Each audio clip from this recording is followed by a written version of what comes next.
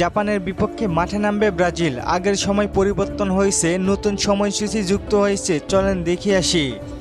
স্কটল্যান্ডের বিপক্ষে ৩-০ গোলের ব্যবধানে জয় পায় সেলেসাওরা। এরপরে রাউন্ড অফ ৩২-এ উঠেছে ব্রাজিল।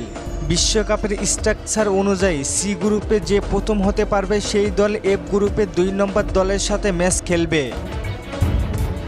বর্তমানে সি গ্রুপের চ্যাম্পিয়ন হয়েছে ব্রাজিল, সেই অনুযায়ী ব্রাজিল খেলবে জাপানের বিপক্ষে। গ্রুপ এফ এর ২ নম্বরে আছে জাপান। চলেন দেখে নে কবে মাঠে নামবে ব্রাজিল বনাম জাপান। বাংলাদেশ সময় অনুযায়ী ২৯ তারিখ রাত ১১টায় ম্যাচটি শুরু হবে। রাউন্ড অফ ৩২-এ ব্রাজিল মাঠে নামবে জাপানের বিপক্ষে। জাপানের বিপক্ষে ম্যাচটি জিততে পারলে রাউন্ড অফ ১৬-তে যাবে সেলেসাওরা। ব্রাজিলকে খুব সাবধানে খেলতে হবে, কারণ ম্যাচ হারলেই বাড়ি যেতে হবে সেলেসাওদের। রাউন্ড অফ ৩২-এর ম্যাচটি কোনো পয়েন্ট নেই, যদি ম্যাচটি ড্র হয় তাহলে সরাসরি টাইব্রেকারে চলে যাবে।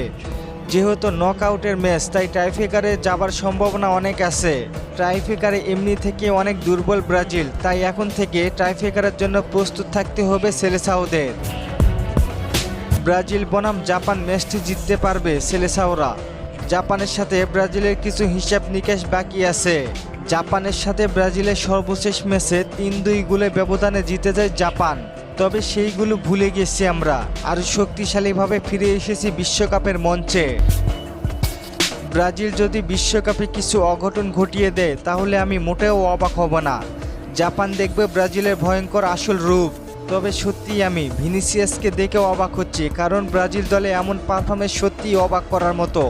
পরপর ৩টি ম্যাচে ম্যাচ সেরা হয়েছেন।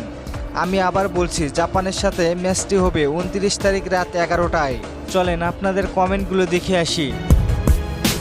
সজীব ভাই কমেন্ট করেছে, ব্রাজিল টিমে যারা হলুদ কার্ড খেয়েছে রাউন্ড অফ ৩২-এ কি রিমুভ হবে?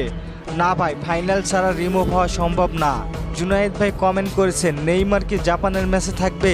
ভাই একাদশ যখন জানতে পারবো জানিয়ে দিব আপনাদের, তবে মনে হয় না শুরুর একাদশে থাকবে নেইমার। কাশেম ভাই কমেন্ট করেছেন, এখন কি নেইমার প্রত্যেকটা ম্যাচে শুরুর একাদশে থাকবে? ভাই এখনও শিওরভাবে কিছু বলা যাচ্ছে না, আপডেট পাইলে আমি জানিয়ে দিব আপনাদের। ধন্যবাদ সবাইকে প্রশ্ন করার জন্য। আর ফুটবলকে নিয়ে নতুন কোনো প্রশ্ন থাকলে করতে পারেন, পরবর্তী ভিডিওতে রিপ্লাই করব। ধন্যবাদ।